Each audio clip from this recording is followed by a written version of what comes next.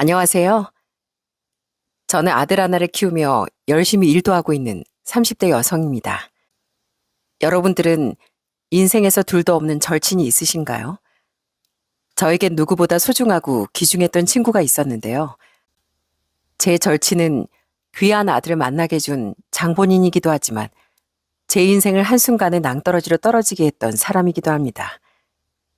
서로 죽고 못 살던 저희가 왜 이렇게 변했는지 지금부터 그 이야기를 해보려고 해요. 저희 집은 부모님과 오빠, 저 이렇게 네 식구입니다.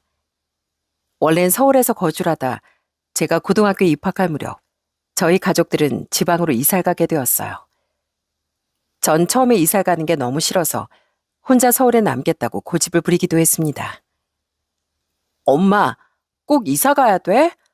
나 친구들 다 여기 있는데 어떻게 다른 곳으로 이사를 가? 바로 옆 동네도 아니고 몇 시간이나 떨어진 곳에서 어떻게 지내냐고. 아는 사람도 한 명도 없는데 나보고 어떻게 하라고.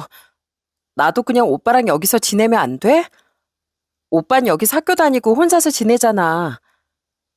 오빤 대학 기숙사 들어간다니까 얘가 왜 그래? 너 혼자 여기서 대체 어디서 지내려고 그러는데? 거기 가면 친구들도 또 많이 생길 거야. 너 여기서 맨날 학원에 치이는 거 싫다며. 거기 가면 엄마가 학원 당분간 쉬게 해줄 테니까 고집 그만 부려. 아, 싫어. 내 친구들 여기에 다 있는데 거기서 어떻게 새로 친구를 사귀라고. 처음엔 절친한 친구들과 헤어지는 것도 너무 싫었고 아무것도 모르는 지역에 가는 것도 너무 싫었습니다. 그렇지만 저 혼자 남을 수도 없는 상황이라 어쩔 수 없이 부모님을 따라 지방으로 이사를 가게 되었죠. 아직도 기억에 남는 날이 바로 이사간 지역에서 고등학교에 첫 등교를 하던 날입니다. 딱 개학식에 맞춰 전 이사를 했었는데 거기가 지역이 크지 않아서 그런지 다들 이미 중학교 때부터 친한 친구들이 고등학교까지 올라왔더라고요. 첫날은 아예 다른 친구들에게 말도 못 붙이고 쉬는 시간에도 내내 엎드려서 자는 척 누워 있었어요. 점심도 같이 먹을 친구가 없으니 쫄쫄 굶고서 내내 교실에 엎드려 있기만 했죠. 그런데 그때 한 친구가 저한테 말을 걸어왔습니다. 너 설마 밥 안 먹었어? 내내 이러고 자고 있었던 거야? 그때 고개를 들어 그 친구를 딱 쳐다봤는데 전 진짜 깜짝 놀랄 수밖에 없었어요. 그 친구가 너무너무 예뻤거든요. 서울에서 학교 다닐 때도 이렇게 예쁜 애가 있었나 싶을 정도로 정말 피부가 뽀얗고 예뻤습니다. 전 너무 놀라 말도 못하고 있었는데 그 예쁜 친구가 절 보며 싱긋 웃으며 얘기를 하더라고요. 에이, 나 이거 아끼는 건데 너 배고플 것 같아서 이거 먹어. 고마워. 뭘? 너 밥 먹을 사람 없어서 안 먹었지? 내일부터 나랑 같이 밥 먹을래? 아참, 내 이름 함주은이야, 함주은. 그렇게 그 친구와 첫인사를 나누고 나서부턴 전 점점 학교에 적응을 하기 시작했습니다. 그 친구는 저에게 다른 친구들도 많이 소개를 해줬고 그러면서 저도 학교 생활이 즐거워졌던 것 같아요. 친구는 정말 활달하고 모든 사람들에게 예쁨을 받았습니다. 심지어 선생님들도 그 친구를 참 좋아하셨고요. 그런 친구와 친해졌다는 게 전 너무나 행복하고 좋았습니다. 저와 그 친구는 취향도 참 비슷했어요. 좋아하는 가수도 똑같았고 좋아하는 음식도 같았습니다. 그러다 보니 저희들은 학교에서 누구나 다 아는 절친 사이가 되었어요. 그러다 고3이 되면서 저흰 입시로 많은 고민을 했습니다. 전 당시 뚜렷한 꿈이 없었지만 그 친구는 꼭 하고 싶었던 일이 있었어요. 그건 바로 스튜어디스였습니다. 그래서 늘 그 친구는 자신의 스튜어디스가 될 거라며 저에게 얘기를 해주곤 했죠. 서희야, 우리 대학 가서도 이렇게 자주 보면서 지내자. 난 스튜어디스가 꿈이니까 전공도 그렇게 선택할 거야. 내가 꼭 스튜어디스 돼서 나중에 같이 해외여행 가면 정말 좋겠다. 그지? 그래, 주은이 넌 키도 크고 늘씬하고 예쁘니까 꼭 스튜어디스 될 거야. 똑똑하고 뭐든 잘하잖아. 너 나중에 스튜어디스 되고 나서도 나랑 꼭 이렇게 친하게 지내야 돼. 그럼 당연하지. 다른 대학 가서도 우리 꼭 만나자. 그렇게 저희는 서로를 응원하며 입시 준비를 했습니다. 그 친구는 정말 본인이 가고 싶었던 항공서비스학과에 진학을 했고 전 서울권 대학에 진학을 하게 되었어요. 사실 서로 다른 대학에 진학을 하다 보니 자주 만날 수 있었던 건 아니었지만 종종 연락을 하면서 방학 때나 쉬는 날엔 얼굴을 보곤 했습니다. 그런 절친이 당당하게 스튜어디스가 되었을 땐 정말 제가 다 눈물이 날 지경이더라고요. 워낙 준비를 열심히 해왔던 걸 저도 알고 있었기에 당연하게 축하를 해줄 수밖에 없었죠. 당시 전 사실 진로 때문에 이런저런 고민이 참 많았던 시기였거든요. 대학을 졸업하고 나서도 여기저기 이력서를 넣어봤지만 합격 소식은 들려오지 않았고 결국 전 자취집에서 두문불출하게 되었어요. 그런 절 찾아왔던 것도 바로 그 절친이었답니다. 하루는 면접 탈락 소식을 듣고서 낮부터 속상해 울다 잠이 든 날이었어요. 야, 정서희, 너 언제까지 이러고 있을 거야? 나와, 나오라고. 아우, 야, 커튼 좀 열고 살아라. 사람이 햇빛을 봐야지. 주은이 너 언제 왔어? 비행 스케줄이 있다고 한 거 아니었어? 갔다가 도착하자마자 너 이러고 있을 것 같아서 왔다.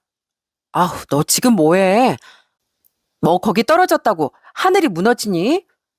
당장 일어나, 얼른. 그 친구는 그렇게 절 집 밖으로 끌어냈고 전 친구의 아우성에 못 이겨 밖으로 나올 수밖에 없었죠. 그날 친구는 절 데리고서 사우나를 데리고 가 빡빡 씻게 하고선 여기저기 돌아다니며 제 기분 전환을 시켜줬습니다. 그런 친구의 노력 덕분인지 저도 어느새 우울감이 조금씩 사라지게 되었어요. 옆에서 누구보다 성실하게 일하는 친구를 보면서 저 역시 이대로는 안 되겠다는 생각을 하게 되었고 그렇게 다시 취직 준비를 했던 것 같네요. 그러다 정말 열심히 공부한 끝에 은행에 취직을 하게 되었어요. 취업에 성공을 하자 그때도 가장 먼저 축하해 준 사람이 바로 그 친구였죠. 그렇게 그 친구와의 인연은 쭉 이어지고 있었습니다. 전 은행에서 열심히 제 일을 했고 그 친구는 스튜어디스로 해외 곳곳을 누비며 열심히 일을 했습니다. 직장인이 되다 보니 서로 만나는 날이 줄어들긴 했지만 저흰 그래도 항상 서로를 응원하면서 그렇게 지냈습니다. 그러다 제가 30대 초반이 되었을 때 친구가 갑자기 뜬금없는 제안을 해왔어요. 그건 바로 자신의 오빠를 한번 만나보지 않겠냐는 거였죠. 전 너무나 놀랐습니다. 에? 주은이 너희 오빠? 내가 너희 오빠를 만나보라고? 야, 아무리 그래도 친구가 오빠랑 만난다고 하면 싫지 않나? 다들 그러던데. 아, 왜? 난 너랑 우리 오빠 진짜 잘 어울릴 것 같은데. 우리 오빠 진짜 괜찮은 사람이야. 나랑 좀 성격은 다르지만 한의사에 능력도 있다니까. 너하고 성격이 비슷해서 아마 잘 맞을 거야. 한 번만 만나봐. 진짜 괜찮다니까. 너랑 오빠랑 잘 되면 나야 좋지 뭐. 너랑 가족이 되는 건데. 아이, 무슨 또 거기까지 생각을 해. 너 주변에 예쁘고 능력 있는 사람 많잖아. 그 사람들 소개해주면 되겠네. 아니야. 내 주변에선 네가 제일 좋은 사람이라서 그래. 우리 오빠한테 내가 말해뒀으니까 너만 허락하면 당장 만날 수 있어. 어때? 괜찮지? 그럼 괜찮은 걸로 알고 나 자리 마련한다. 그렇게 전 친구의 오빠를 만나게 되었어요. 사실 오며 가며 어쩌다 서로 얼굴을 트고 자연스럽게 만나 연인이 되는 케이스는 저도 많이 봤지만 이렇게 친구가 직접 나서서 소개를 해줬다는 건 저도 들어본 적이 없었거든요. 그땐 그저 친구가 절 정말 좋은 사람이라 생각하는구나 느껴져 기분이 참 좋았답니다. 그렇게 만난 친구의 오빤 친구와 비슷하게 생겼고 정말 친구 말처럼 성격은 정반대였어요. 활달하고 활기가 넘치던 친구와는 다르게 조용하고 내성적이고 말수가 별로 없었거든요. 처음엔 제가 마음에 들지 않아 말을 별로 안 하는 줄 알았는데 그게 아니더라고요. 첫 만남 이후에도 계속 연락이 와 종종 그렇게 둘이 밥을 먹게 되었고 저희는 자연스럽게 연인이 되었습니다. 그러던 중 저와 친구의 오빠가 연애를 하던 와중 친구가 결혼을 하게 되었어요. 비행 중 만나게 되었던 돈 많은 사업가와 6개월 만에 결혼을 한다는 거였죠. 좀 놀라긴 했지만 결혼을 준비하는 친구의 얼굴이 너무 행복하게 보여 전 그저 축하를 해줄 수밖에 없었죠. 진짜 호화 결혼식이라는 말이 딱 나올 정도로 고급 호텔에서 결혼식을 올린 친구는 그렇게 시집을 가게 되었고 결혼하자마자 스튜어디스라는 직업은 관두고 말았습니다. 전 그게 사실 좀 아까웠어요. 친구의 오랜 꿈이었는데 결혼과 동시에 그만둔다는 게 제가 다 속이 상하더라고요. 그래서 친구에게 조심스럽게 얘기를 했던 적도 있었답니다. 준아, 너 괜찮아? 스튜어디스 오래오래 해서 너 할머니 될 때까지 어떻게든 해본다며. 근데 갑자기 왜 그만뒀어? 비행하는 게 많이 힘들었어? 아니, 남편도 일하는 거 별로 탐탁치 않아 하고 시댁에서도 일 안 하고 남편 뒷바라지 했으면 좋겠다고 하셔서 말이야. 예전에야 스튜디오스 꿈이었지. 지금은 그냥 그래. 그만둬도 괜찮지 뭐.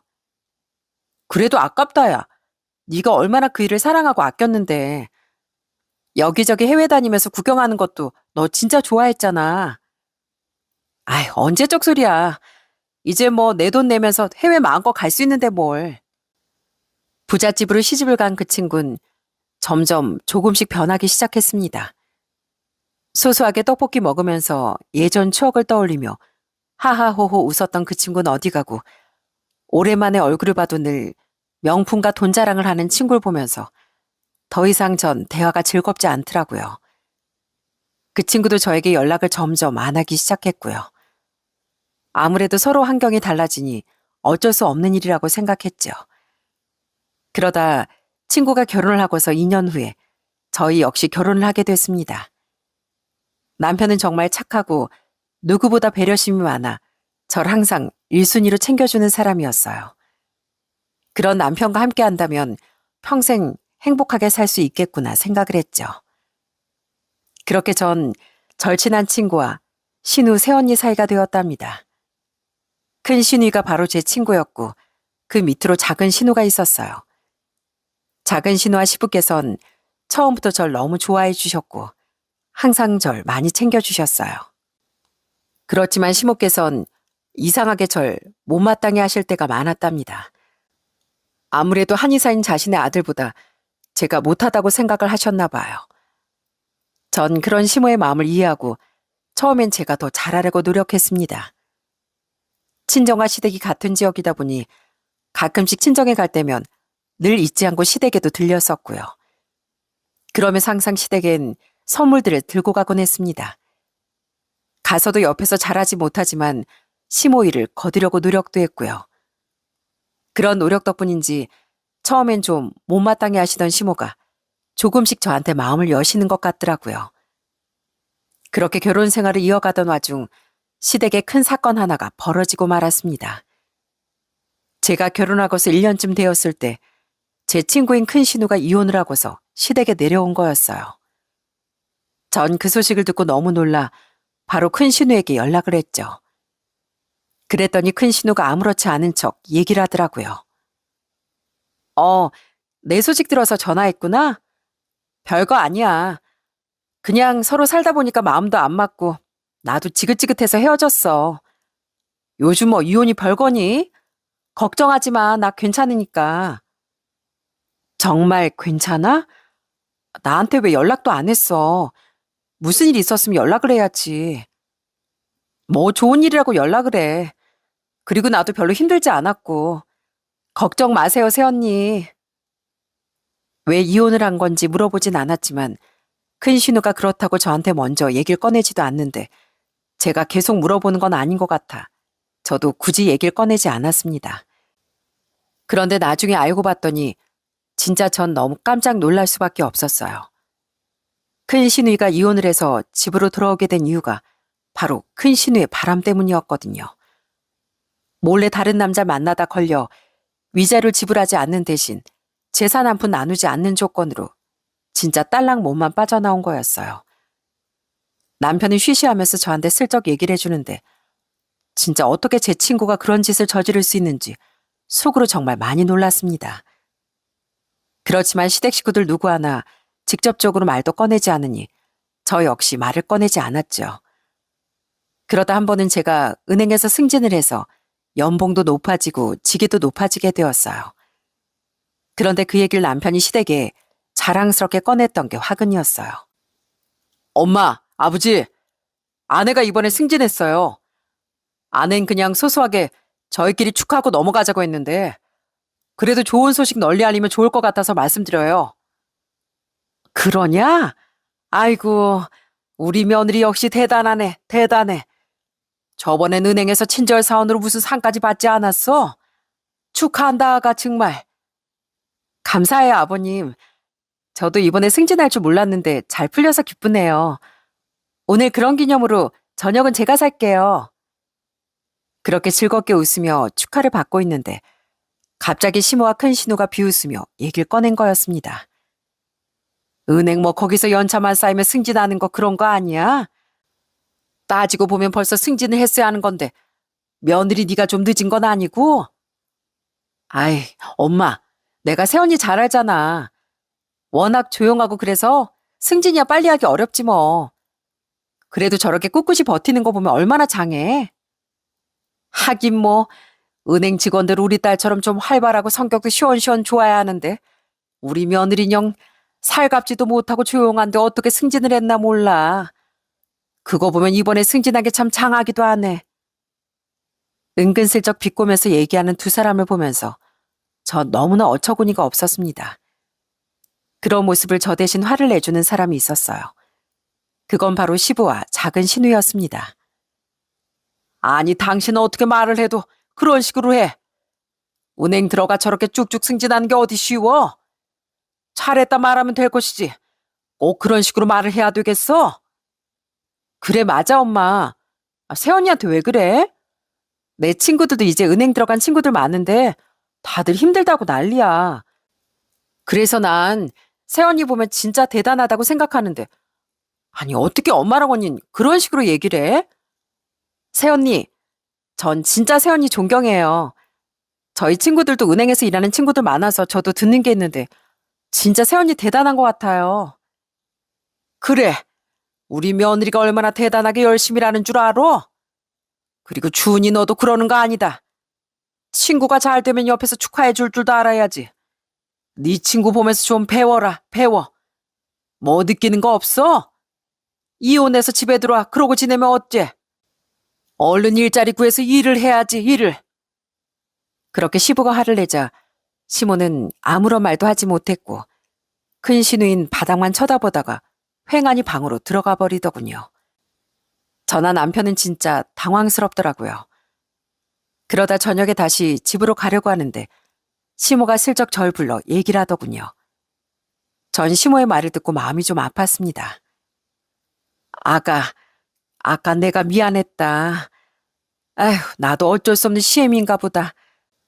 내 자식 기죽을까봐 나도 모르게 오버한 것 같네.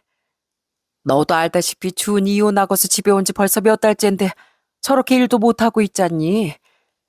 제가 요즘 속이 아닐 거다. 괜히 네가 잘 되는 거 보니까 질투나서 그러는 것 같고 속상해하는 것 같아서 내가 주은이 편 좀 들어줬다. 정말 미안하구나. 그러니 내 말에 너무 신경 쓰지 말어. 그래도 주은이가 요즘 좀 힘들어하니까 조그만 우리 주은이 좀 생각해다오. 그렇게 시모의 말을 듣고 나니 저도 참 신경이 많이 쓰였습니다. 큰 시누이가 저한테 따로 연락을 해 이렇다 저렇다 얘기를 한 건 아니었지만 혼자서 많이 힘들어하는 건 아닐까 걱정이 많이 되었거든요.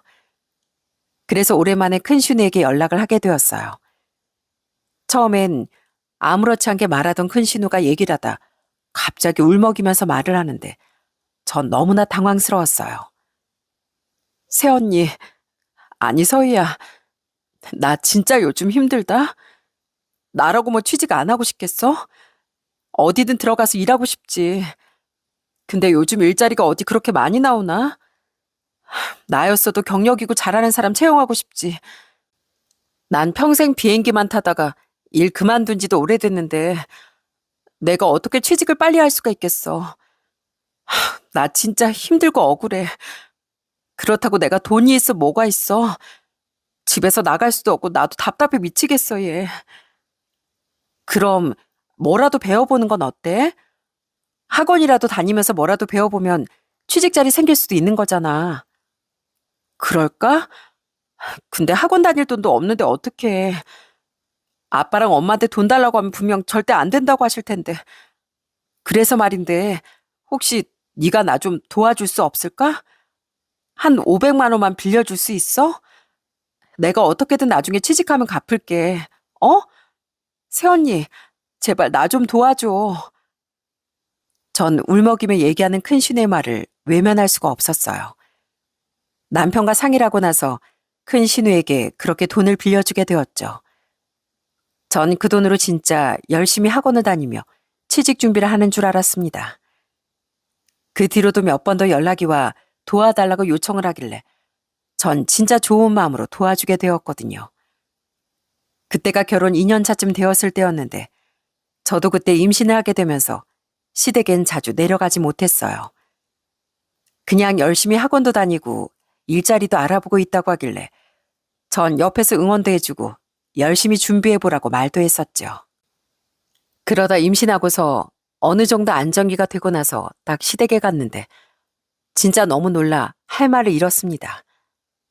학원을 열심히 다닌다던 그 큰 신우가 내일은 화려하게 하고 있고 어디서 했는지 쌍꺼풀 성형수술까지 해놨더라고요. 전 너무나 황당해서 큰 신우에게 물었죠. 아니, 아가씨, 언제 성형했어요? 학원 다닌다면서 성형할 시간이 있었어요? 아니, 요즘은 또 외모가 어느 정도 받쳐줘야 취직이 잘 되잖아요. 아무래도 내가 예전 같지 않은 것 같아서 그래서 좀 찝어줬죠. 어때요? 괜찮죠?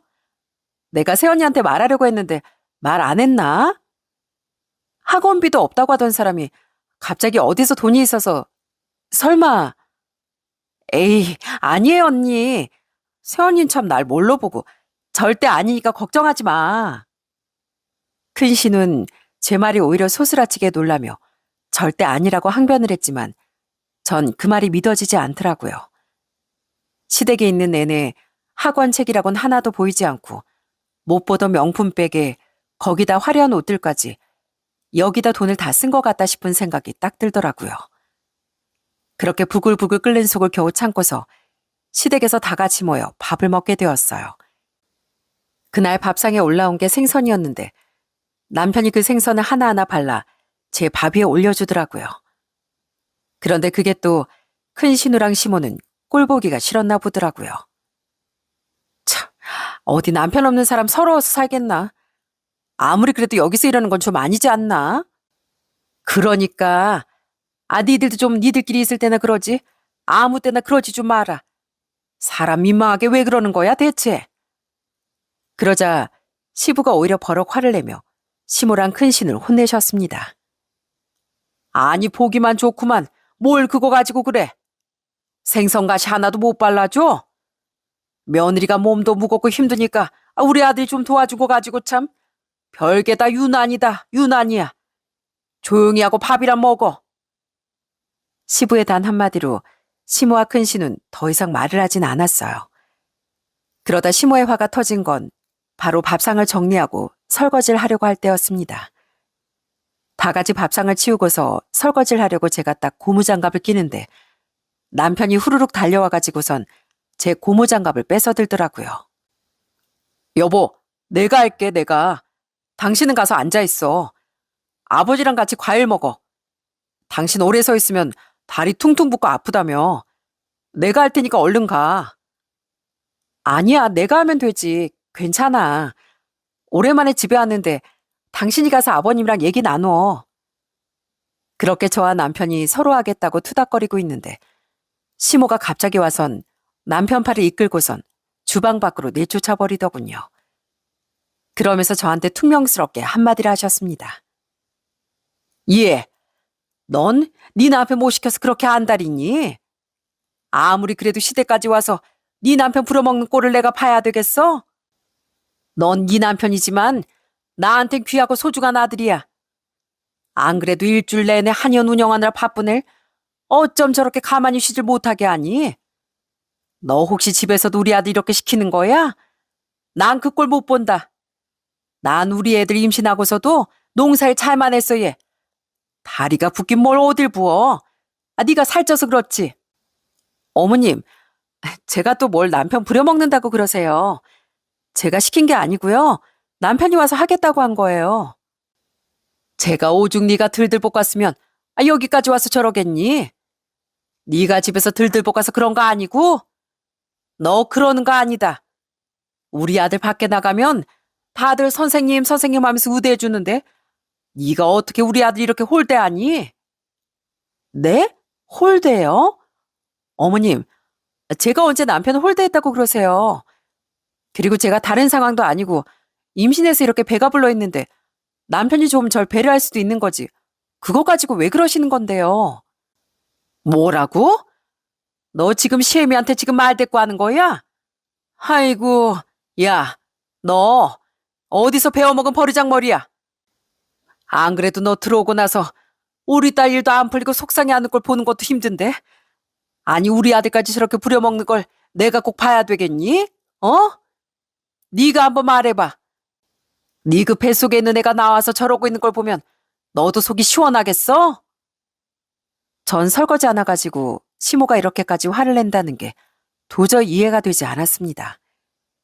솔직히 며느리가 임신해서 배가 불러오고 있으면 아무리 못마땅해도 좀 배려해 줄 수 있는 거 아닌가요? 전 진짜 너무 화도 나고 억울하고 서운하기도 했습니다. 그렇게 시모가 버럭 화를 내자 다른 식구들도 주방으로 들어와 무슨 일이냐며 묻기 시작하더라고요. 그랬더니 시모는 제가 하지도 않은 말을 했다며 아주 크게 화를 내기 시작했죠. 성덕이 너 어떻게 결혼하고서 네 처가 엄마한테 이렇게 함부로 대하는데 아무런 말도 안 할 수가 있어? 엄마가 너 그렇게 귀하게 키워서 이런 대접을 받아야 되겠니? 네 처가 엄마한테 어떻게 했는지 알아? 아주 따박따박 말대꾸하면서 소리를 치더라. 어? 엄마를 아주 그냥 노려보면서 어떻게 그럴 수 있냐고 따지는데. 아휴, 내가 며느리 한번 잘못 들였다가 정말. 어머님, 제가 언제 그렇게 따졌다고 그러세요? 이거 봐라, 이거 봐. 네가 지금 나한테 그렇게 큰 소리 칠 때야? 아들, 내가 말했지? 여자를 잘 만나야 된다고. 동네 창피해서 내가 말도 못해 말도. 결국 시모는 바닥에 주저앉아 펑펑 울기 시작했고 그 모습을 보면서 전 너무나 당혹스러웠습니다. 아니 도대체 제가 뭘 그렇게 잘못했다고 시모가 저러는지 아무리 생각을 해봐도 이해가 되지 않더라고요. 그 난리통에 남편은 절 데리고서 올라가자며 얘기를 했고 전 바로 차를 타고 집으로 향하게 되었답니다. 그런데 집으로 향하는 도중 남편이 갑자기 이상한 얘기를 꺼내기 시작하더라고요. 여보, 괜찮아? 엄마가 어디서 쓸데없는 얘기를 들어서 그런가 봐. 왜 자꾸 이상한 얘기를 여기저기서 듣나 몰라. 뭐? 그게 무슨 소리야? 어머님이 대체 무슨 얘기를 들으셨는데? 그게 아니 갑자기 당신 학창시절에 어땠는지 아냐고 나한테 묻더라고. 그래서 난 주은이랑 친구니까 주은이가 잘 알겠지 하면서 얘기를 했더니 엄마가 뭐 당신 남자를 많이 만났다는 둥 어쨌다는 둥 요즘 회사는 잘 다니고 있냐고 회식 가면 몇 시에 들어오냐고 그러더라고. 뭐라고? 그럼 내가 지금 밖에서 남자 만나고 돌아다니는 것 같아서 그래서 저러신다는 거야? 정확하게 모르겠지만 어디서 이상한 말을 들으셨는지 자꾸 확실하다고 하면서 나한테 얘기를 하는데 난 절대 아니라고 했지 물론. 근데 엄만 또 확실한 곳에서 들은 거라고 맞을 거라고 하면서 난리시잖아. 전 진짜 남편의 말을 듣고 너무 황당하고 어이가 없었어요. 다른 사람도 아니고 제가 시모의 딸, 그러니까 큰 신우의 친구인데 큰 신우한테만 물어봐도 어떻게 제가 학창시절을 보냈는지 다 알 텐데 어디서 이상한 소리를 들은 건지 이해가 되지 않았거든요. 시모는 밖에서 들리는 소문은 제가 방탕하고 문란했다는 건데 집에서 남편을 휘어잡고 부려먹는 꼴을 보자니 그게 더 마음에 들지 않았던 거였죠. 그 사실을 알고서 더더욱 전 어처구니가 없더라고요. 그대로 그냥 넘어가선 안 되겠다 싶은 생각이 들었죠. 그래서 바로 큰 신우에게 전화를 걸었습니다. 그리고 큰 신우에게 따져 물었어요. 아가씨, 아니 함준, 너 나랑 친구 맞아? 친구 맞지? 갑자기 왜 그래? 아니 어머님이나 어디서 고등학교 때 물란했다 어쨌다 들으셨다는데 어머님이 뭐 물어보신 거 있었어? 아니 뭐 물어본 건 없지만 그냥 뭐 난 사실대로 얘기했지. 그때 너 은행 들어가서 얼마 안 됐을 때 거기 지점장이랑 너 친하게 지냈잖아. 그러면서 뭐 둘이 술도 마시고 뭐 그랬다. 그 정도 말했지. 뭐라고? 야, 네가 어떻게 그런 얘기를 해? 그리고 그건 우리 결혼하기도 전 얘기잖아. 아이, 엄마가 그럼 자꾸 남자 관계 물어보는데 뭐 어떻게 해? 그래도 사실대로 말해야지, 엄만데. 왜? 엄마가 그것 때문에 너한테 뭐라고 한 거야? 아니, 엄만 왜 그런데? 요즘 여자들 중에 남자 안 만나본 사람이 어디 있다고. 정말 아무렇지 않게 얄밉게 얘기하는 큰 신우의 말을 들으며 전 진짜 화가 폭발하고 말았습니다. 큰 신우에게 처음으로 전 크게 화를 냈어요. 야, 함준, 너 어떻게, 너 어쩌자고 그런 식으로 얘기를 할 수가 있어? 뭐? 함준? 야, 너 아무리 그래도 그러는 건 아니지 않니? 너 이제 우리 집 며느리야, 며느리. 어디서 아가씨한테 함부로 이름을 불러? 너 내 친구이긴 하지만 지금은 우리 집 며느리라고. 그리고 나도 거짓말한 것도 아니고 사실대로 말한 건데 어떻게 나한테 그렇게 소리를 치니? 나야말로 진짜 어이없다, 야. 엄마한테 혼나놓고선 어디서 화풀이야? 아우, 됐어. 끊어. 그러더니 그냥 전화를 확 끊어버리는 큰 신우의 행동을 보면서 정말 전 속으로 분노가 폭발하는 줄 알았습니다. 그 모습을 옆에서 지켜보던 남편은 안절부절 어쩔 줄 몰라 하더라고요. 그날 차 안에서 전 남편과 정말 많은 대화를 나눴습니다. 평소에도 좀 우유부단하고 결정을 잘 못하던 남편은 이도저도 아니고 중간에서 중재를 잘하지도 못했거든요. 앞으로는 제가 알아서 시댁에서 일은 스스로 해결할 테니 대신 남편에게 중간에서 간섭하지 말라고 선언을 했습니다. 그렇게 한 달 정도는 시댁에 연락도 없이 지내고 있었어요. 그러다 한 달 후에 갑자기 시모에게서 연락이 왔더라고요. 처음엔 받을까 말까 고민하다가 그래도 무슨 말을 하실까 싶어 전화를 받았죠. 그런데 시모의 말투가 너무나 나긋나긋 편안했습니다. 애미야, 잘 지내고 있지? 그래, 별일은 없고? 아니, 내가 안 그래도 너한테 전화를 할까 말까 고민을 많이 했는데 더 늦기 전에 전화를 해야 할 것 같아서 말이야. 그때 일은 정말 미안하다. 내가 좀 오해를 했었나 봐. 정말 미안하구나. 아니에요. 근데 어머님 어쩐 일로 전화하셨어요? 아니, 내가 너한테 좀 너무한 것 같아서 이번 주말에 쉬는 날에 집에 좀 오면 어떨까 해서 연락해봤다. 들어보니까 그래도 주말에 사돈댁은 종종 간 것 같던데 나한테 서운해서 우리 집엔 안 들렸지? 내가 진짜 미안하구나. 주말에 내가 보양이라도 해줄 테니까 마음 풀고 집에 와. 이제 곧 애도 태어날 텐데 우리 화해하고 잘 지내보자. 알았지? 그렇게 시모는 먼저 저에게 화해의 손길을 내밀었습니다. 사실 시모의 성격상 이렇게 저한테 미안하다 말을 할 거라고 기대도 안 했었는데 갑자기 시모의 태도가 바뀌니 저도 좀 놀랐죠. 그때 사건 이후로 시댁에 가는 게 좀 껄끄러워 가지도 않고 연락도 안 했었는데 아마 제가 같은 지역 친정인 가면서 시댁엔 들르지 않는 걸 보고선 시모도 많은 생각을 하셨나 보더라고요. 처음엔 시모의 전화를 받고 저도 좀 고민이 많았어요. 시댁을 가야 하나 말아야 하나 고민하다가 어른이 또 먼저 이렇게 손을 내미는데 거절하는 건 아닌 것 같아 저도 그렇게 주말에 시댁에 향하게 되었죠. 마침 또 남편이 그날 일이 있어서 저보다 좀 늦게 시댁에 오게 되었어요.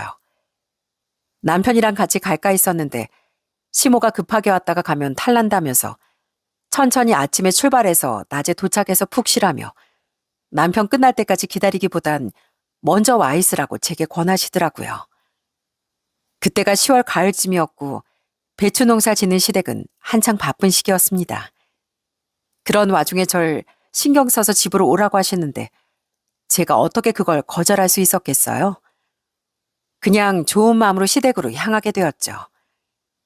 그렇게 시댁에 딱 도착을 하자마자 시몬 마당까지 나와서 절 반겨주시더라고요.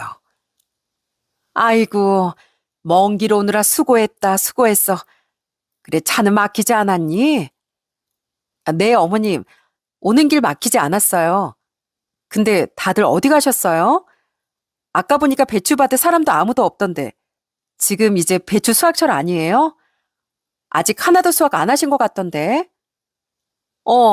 이제 해야지. 너희 시아버진 다른 밭에 좀 갔고, 네 큰 씨는 볼 일 있다고 나가고, 작은 씨는 일하러 갔지 뭐. 저녁이나 돼야 올 거야. 자, 이거. 네? 어머님, 저 홀몸도 아니고 이제 만삭인데 어떻게 배추를 수확해요? 아유, 왜 못해? 난 다 했어, 다. 애 갖고도 농사를 충분히 한다. 집에서 네 남편이 집안일이고 뭐고 다 해줄 거 아니니. 내 아들 곱게 키워서 네 뒤치다거리 다 하게 만들었는데 넌 그럼 나한테 와서 보답해야 할 거 아니야. 얼른 장갑 껴. 그래도 오늘 수고한 비용은 주마. 일당 5만 원 줄 테니까 요령 피우지 말고 얼른 시작해. 전 시모의 말에 진짜 황당하고 어이가 없었습니다.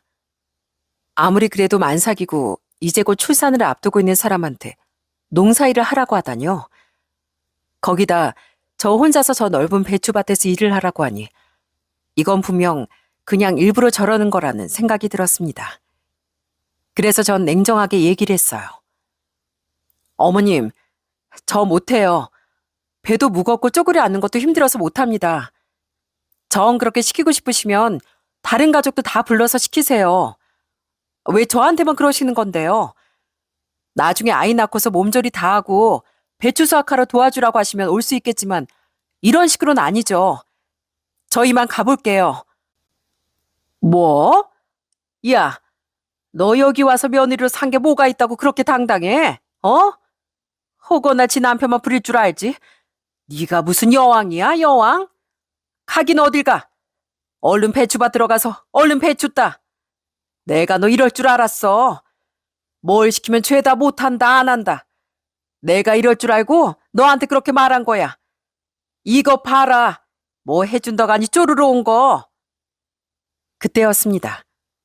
저쪽 큰 신우방에서 갑자기 크 하면서 웃는 소리가 들리더라고요. 그래서 쳐다보니 큰 신우가 이 장면을 다 보고 있었던 거였죠. 제가 딱 쳐다보자마자 큰 신우는 휙 하고 커튼을 닫아버리더군요. 그제서야 전 모든 상황이 이해가 되었습니다. 시모와 큰 신우가 아예 작정을 하고 절 부려먹으려고 부른 거였구나 하는 생각이 딱 들었죠. 그래서 전 한숨을 크게 쉬고서 바로 전화기를 들었어요. 그리고 바로 전화를 건 곳은 남편이었어요. 당신, 내가 그때 한 말 잊지 않았지? 또 이런 일 있으면 나 가만 안 있는다고. 어떻게 사람 이렇게 못 살게 굴어? 어떻게 사람을 이딴 식으로 대하냐고. 당장 여기 와. 당장 여기 와서 당신 엄마랑 동생이 나한테 어쩌고 있는지 보라고. 그리고선 전 전화를 끊어버렸습니다. 그러자 시모가 또 노발대발 화를 내더라고요. 뭐야, 너 지금 우리 아들한테 전화한 거니? 이것 봐, 이것 봐. 너 어떻게 우리 아들한테 그럴 수가 있어? 어디서 감히 귀하게 큰 우리 아들한테 그런 식으로 대해? 별 볼 일도 없는 게 한의사 남편 만나 호의호식하고 있으면 시댁에 감사할 줄 알아야지. 네 허물 내가 다 덮고서 며느리로 맞아줬으면 숨죽여서 엎드릴 줄 알아야지. 뭐라고요? 어떻게 며느리로 들어온 사람한테 그딴 취급을 합니까? 도저히 안 되겠네요. 당신네들은 정신이라고 차릴 생각이 없는 것 같습니다. 여기 10만 원 줄 테니까 그렇게 꼴 보기 싫은 며느리 더 이상 보지 마세요. 저도 이런 취급받으면서 며느리 노릇 하고 싶지 않습니다. 뭐? 이게 내가 먼저 고개를 숙이니까 아주 그냥 심을 우습게 보지? 밖에서 남자 꼬시던 습관으로 네 시아버지랑 다 꼬시니까 아주 네 세상 같지? 내가 어디서 그 꼴 보게 할 줄 알아? 너야말로 당장 사과해. 아무리 그래도 우리 아들이 천류는 끊을 수 있을 것 같아? 너 이러면 우리 아들이랑 이혼이야, 이혼. 그렇게 귀한 아들, 과연 어떤 선택하시는지 두고 보시죠. 자신이 선택한 사람을 잘못됐다고 하는 부모를 자식이 어떻게 존중합니까? 자기 새끼 귀하면 남의 새끼도 귀한 줄 알아야지. 전 도저히 이런 집안에 있을 수 없으니까 어디 마음대로 해보세요. 그렇게 전 차를 타고서 시댁을 나와버렸답니다. 그 뒤로 어떻게 됐는지 아시나요? 남편은 그 뒤 시댁에 가 아주 뒤엎어버리고 말았어요. 사실 그때 시댁에서 사건이 있던 날 올라오는 차 안에서 남편은 시모가 자신에게 했던 말을 다 얘기해 줬거든요. 알고 봤더니 큰 신우가 이 분란의 씨앗이더라고요. 큰 신우는 시모에게 절 이간질 시키려고 했는지 제가 남자 관계가 복잡하다는 둥, 문란하다는 둥, 온갖 얘기를 다 했던 거였고 그걸 또 고지고대로 믿었던 시모는 제 뱃속에 있던 아이도 아들의 자식이 아닐 거라 의심을 하고서 저한테 그렇게 못되게 굴었던 거였어요. 그날 전 남편에게 그 얘기를 듣고서 이미 선전포고를 한 상황이었습니다. 남편의 입장에선 제가 진짜 심각한 상황을 그냥 넘어가 준 거였는데 또다시 이런 사태가 벌어졌으니 분노할 수밖에 없는 거였죠. 결국 남편은 시모와 큰 신우를 더 이상 앞으로 보지 않겠다고 선언을 하고서 집으로 오게 되었답니다. 그러자 시댁에 아주 난리가 났어요. 시부와 작은 신우도 시모와 큰 신우에게 얼마나 화를 내고 소리를 쳤는지 그 다음날 바로 시모에게 연락이 왔더라고요. 아이고, 혜미야, 내가 있지? 아휴, 난 내 딸이 하는 말이 맞는 줄 알고 난 진짜로 그런 줄로만 알고 속았어. 미안하다. 네가 하도 밖에서 남자 많이 만나고 다닌다길래 우리 아들이 또 호구가 된 줄 알고 내가 너무 섣부르게 행동했다. 정말 미안하다, 미안해. 애미야, 정말 미안하다. 됐습니다. 저한테 이렇게 앞으로는 연락 안 해주셨으면 좋겠네요. 저 그동안 어머님이 왜 저한테 그러셨는지 그 전에 이미 다 알고 있었어요. 그럼에도 저 지금까지 참은 겁니다. 그래도 남편 어머니니까요. 근데 이젠 도저히 안 되겠네요. 못마땅한 며느리 안 보시니 좋으시겠어요. 이만 끊겠습니다. 아이고, 애미야, 내가 잘못했다.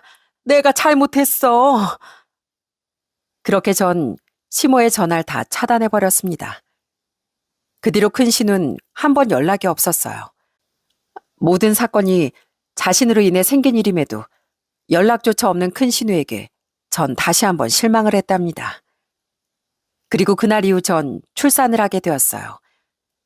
그리고 출산 후 몸조리가 끝난 뒤 제가 처음으로 했던 일은 동창들이 다 모인 자리에 참석을 하는 거였죠.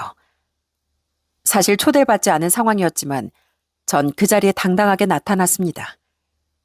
제가 딱 나타나자마자 다들 너무 놀라더라고요.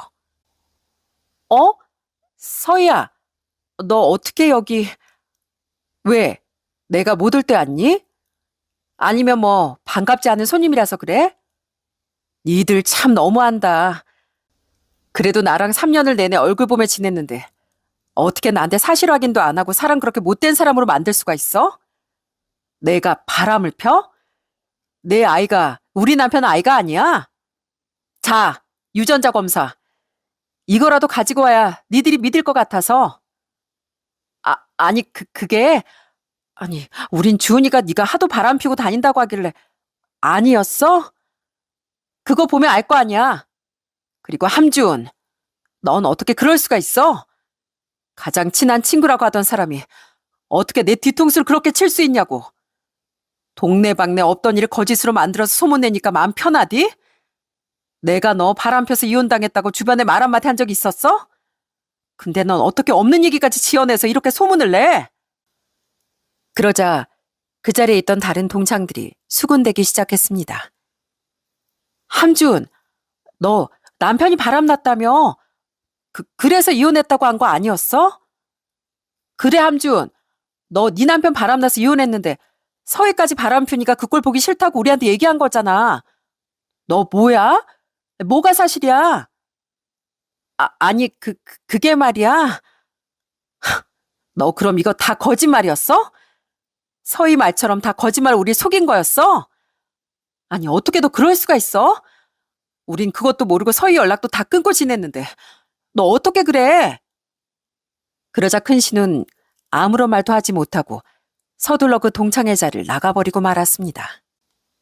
큰신은 본인이 이혼을 하고서 일이 잘 풀리지 않는데 제가 결혼하고 잘 살고 거기다가 남편 사랑까지 받는 게 눈에 보이니 질투라고서 말도 안 되는 소문을 다 퍼뜨리고 다닌 거였어요.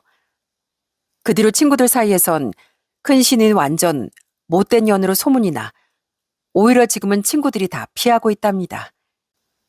이렇게 되자 그때서야 큰신우는 저한테 미안하다며 연락이 왔더라고요. 전 그런 큰신우에게 당당하게 말했습니다. 서희야, 미안해. 내가 못난 자존심 때문에 안 그러려고 했는데 자꾸 주변에서 네 칭찬만 들려와서 난 하도 일도 안 풀리고 그래가지고. 야, 너 기억 안 나? 나 취직도 못하고 힘들 때 그래도 너 취직하고 성공하고 잘 나가도 한번 질투해 본 적 없어. 오히려 너한테 축하해 주려고 푼돈 모아서 축하 케이크 줬잖아. 그런 나한테 네가 어떻게 그러니? 서희야, 진짜 미안해. 정말 내가 잘못했어. 내가 진짜 못났었어. 정말 미안해. 됐고, 너랑 나랑 이제 그냥 끝이야. 근데 너랑 나 사이 아직 남은 거 있는 거 알지? 빌려준 돈 언제 갚을래? 아, 그거 내가 어떻게든 일해서 금방 갚을게. 금방 갚을 거야. 너 그 돈 제대로 못 갚으면 나 민사소송이고 뭐고 다 할 거니까 그렇게 알아. 지금 약속해. 매달 돈 얼마나 줄지. 그거 어기면 나 하루도 안 참고 바로 소송 걸 거야. 알았어? 그렇게 큰신은 울며 겨자 먹기로 공장에 들어가 열심히 일을 하고 있습니다. 그전까진 본인 자존심 때문에 아무 곳에나 들어갈 수 없다며 고집을 피웠었는데 제가 소송을 걸겠다고 하니 그건 또 무서운지 바로 공장에 취직을 하더라고요. 지금은 전 시부랑 작은 신우하고만 교류하고 시모는 아예 안 보고 있습니다. 남편과도 여전히 행복하게 잘 지내고 있고요. 저희 친정 식구들과도 서로 잘 지내며 요즘은 참 행복한 생활을 이어가고 있습니다. 한편으론 그렇게 친했던 친구와 틀어지게 된 게 좀 속상하긴 하지만 사람 인연이라는 게 이래서 어떻게 될지 아무도 모른다고 하는 것 같아요. 여러분들에겐 어떤 인연이 있으신가요? 물론 평생 함께 할 거라 생각했던 친한 친구들도 있겠지만 그 관계를 유지하기 위해선 한쪽만이 아니라 양쪽이 모두 노력해야 가능한 것 같습니다. 여러분들 주위엔 이렇게 질투심으로 사람을 배신하는 사람들이 없으셨으면 좋겠네요. 전 앞으로 절 누구보다 사랑해주는 제 사람들과 행복하게 잘 살려고 합니다. 지금까지 제 긴 이야기 들어주셔서 감사합니다. 오늘 하루도 꼭 행복하시길 바랄게요.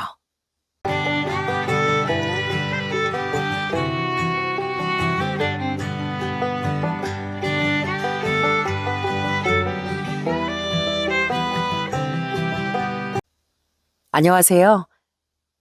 저는 40대 직장인 남성입니다. 채널에 올라오는 사연을 들을 때마다 세상에 저런 일도 생길 수 있구나 놀랐던 적이 많았었는데 정말 드라마보다 더 드라마 같은 사건들은 현실에서 진짜 일어나는 일이더라고요. 한순간에 속아 넘어가 낭떠러지로 떨어질 뻔한 절 구해준 사람은 다름 아닌 고모였는데요. 지금 생각해도 눈앞이 캄캄할 정도로 아찔했던 그때 일을 한번 속 시원하게 얘기해 보려고 합니다. 저희 집은 사실 특별한 사연이 있는 집이에요. 엄만 절 낳고 나서 폐혈증으로 5개월 만에 돌아가셨거든요. 출산을 할 때 감염이 있었는데 당시에 감염을 초기에 알지 못했고 결국 치료 시기를 놓치게 되면서 그렇게 엄만 저와 아버지의 곁을 떠나게 되었죠. 전 엄마의 얼굴은 전혀 기억이 나지 않고 그저 사진 속 얼굴만 알고 있을 뿐입니다. 그렇다 보니 전 엄마에 대한 그림이 항상 마음속에 남아 있었어요. 그런 저에게 엄마처럼 포근한 사람이 있었습니다. 그건 바로 저희 고모랍니다. 당시 20대 중반이었던 고모는 할아버지 할머니와 지방에서 같이 살면서 일을 다니고 있었는데 저희 엄마가 돌아가시게 되면서 일도 다 그만두고 저희 집으로 올라오게 되신 거였죠. 아버진 일을 해야 하니 절 돌볼 수 없는 상황이었고 할아버지 할머니도 상황이 여의치 않아 고모의 도움을 받을 수밖에 없었어요. 처음엔 제가 어느 정도 클 때까지만 절 돌봐주기로 하고 올라오셨던 고모였지만 한 사건을 계기로 그때부터 저희 집에서 쭉 생활을 하시게 됐답니다. 그때 사건은 저도 어렴풋이 기억이 나는데요.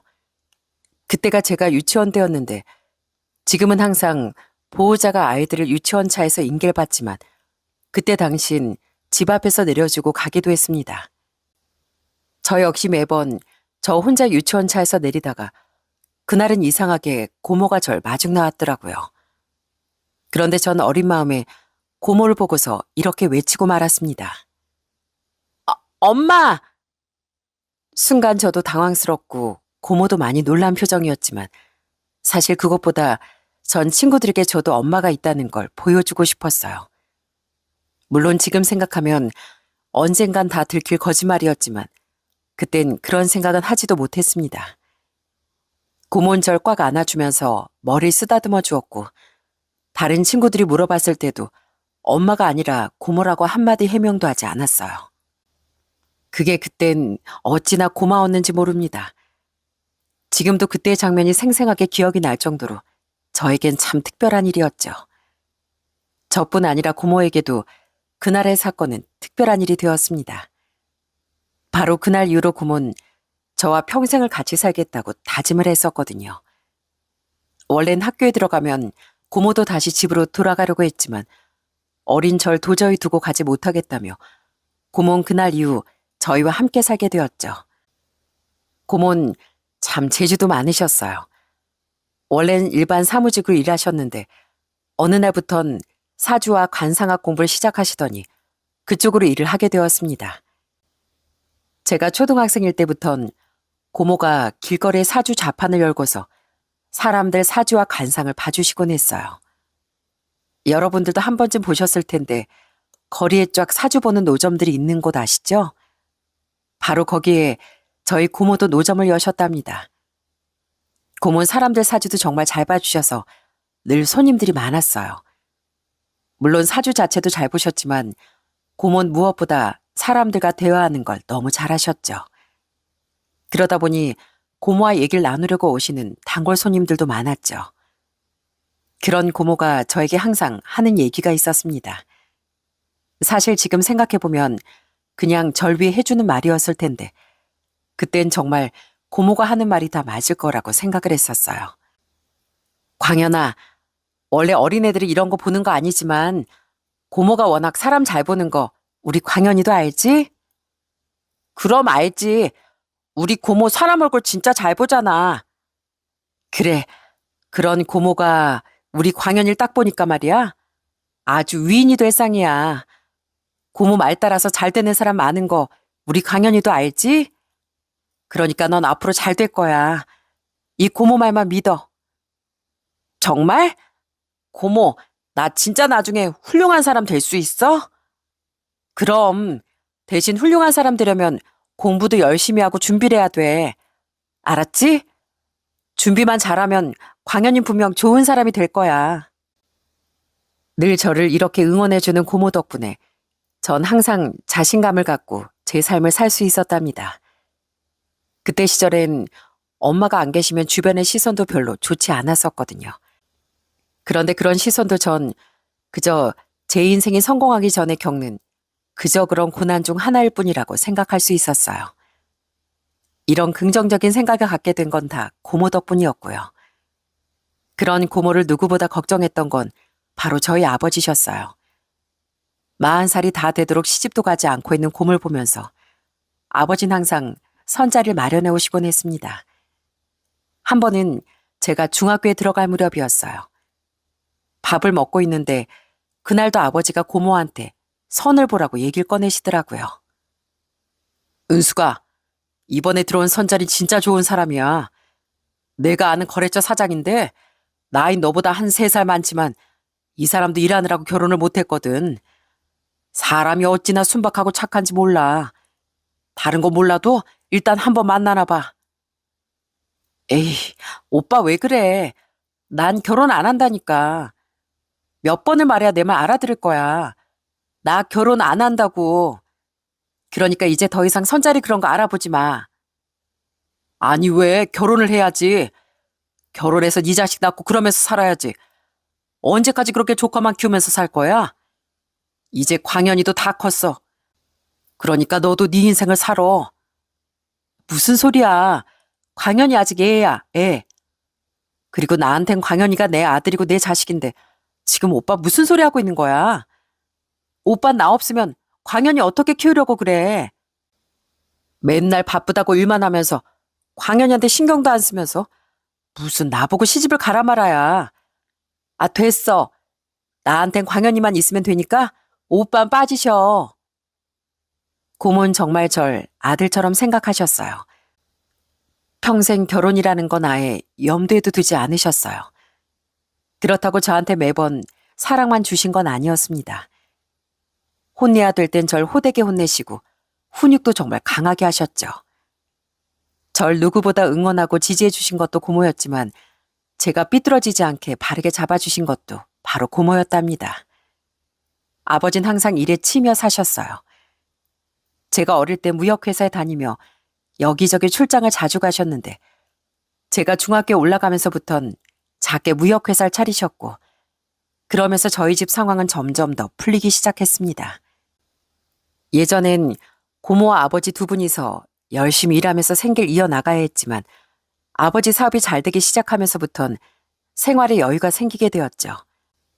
그러면서 아버진 더 고모가 시집가길 원하셨는데 결국 고모의 그런 고집을 꺾지 못하셨죠. 그렇게 전 엄마나 다름없는 고모의 따뜻한 사랑을 받으며 잘 자랄 수 있었어요. 좋은 대학에 나와 졸업을 하고서 직장에 취직도 하게 되었죠. 그때쯤 아빠가 고모에게 큰 선물 하나도 해주셨어요. 바로 고모의 집을 마련해 주신 거였습니다. 제가 취직을 하며 독립을 하게 되자 아버진 고모에게 작은 집 하나를 선물해 주시며 고모도 독립을 하게 해주셨어요. 그때 집들이를 하면서 아버지가 참 많이 우셨습니다. 은수가 고맙다 정말. 내가 이렇게 잘된 것도 다 은숙이 네 덕이야. 광현이 엄마 그렇게 가고 나서 참 막막했는데 네가 이렇게 우리 광현이를 잘 키워준 덕분에 내가 일이 잘 풀릴 수 있었다. 정말 고맙다 고마워. 오빠 울어? 아휴 왜 울고 그래. 좋은 날 울지 마. 나야말로 고맙지. 지방에서 아무것도 모르고 살 뻔한 날 여기 서울까지 올라와서 살게 해준 사람이 오빠인데 뭘. 광현이 키우면서 자식 키우는 행복도 알게 됐고 나야말로 고마워 오빠. 아버진 그렇게 평생의 은을 고모에게 갚으셨습니다. 그리고 아버진 자신의 일이 잘 풀리기 시작하자 봉사활동도 다니기 시작하셨어요. 바쁜 와중에도 쉬는 날이면 아버진 그냥 쉬는 게 아니라 늘 봉사를 하러 가셨답니다. 처음엔 그런 아버지가 혹시나 몸이 상하실까 걱정이 되어 저도 자주 쫓아갔었어요. 언젠간 아버지께 제가 걱정스럽게 물었던 적도 있었죠. 아버지, 괜찮으세요? 아니, 쉬는 날에 좀 쉬시지. 또 봉사활동 온다고 이렇게 일하시면 언제 쉬시려고 그러세요? 내일부터 또 출근하시잖아요. 괜찮다. 아버진 이렇게 나와서 봉사하는 게 삶의 낙이다. 아버지 봉사활동하는 것도 좋은데 좀 쉬면서 하세요. 이제 아버지 연세도 젊은 나이가 아니라고요. 왜 자꾸 이렇게 봉사만 다니세요? 무슨 이유가 있으신 거예요? 여기 있는 애들도 다 부모 잃고 갈 곳 없이 여기까지 온 애들이야. 네 엄마 그렇게 눈 감을 때 아직 젖도 못된 널 두고 가는 심정이 얼마나 아팠겠냐. 그때 네 엄마 보내면서 아버지가 다짐한 게 있었다. 내가 잘 되면 꼭 다른 사람들에게 베풀며 살겠다고. 그 약속 이제 지켜야지. 아버진 그렇게 엄마에게 했던 약속을 지키기 위해 지역 보육원들을 돌아다니며 봉사활동을 했던 거였습니다. 그런 아버지의 마음을 전 어떻게든 도와드리고 싶어 저도 열심히 봉사활동을 하게 되었죠. 아버진 처음엔 보육원에만 봉사를 하시다가 나중엔 장애인 시설에 봉사활동도 가시고 나라에 수해가 생기면 그때마다 누구보다 나서서 봉사를 하러 가시곤 했습니다.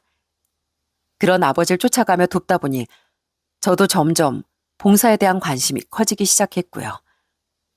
그러다 제가 30대 후반이 되었을 무렵 전 한 봉사 카페에 가입하게 되었어요.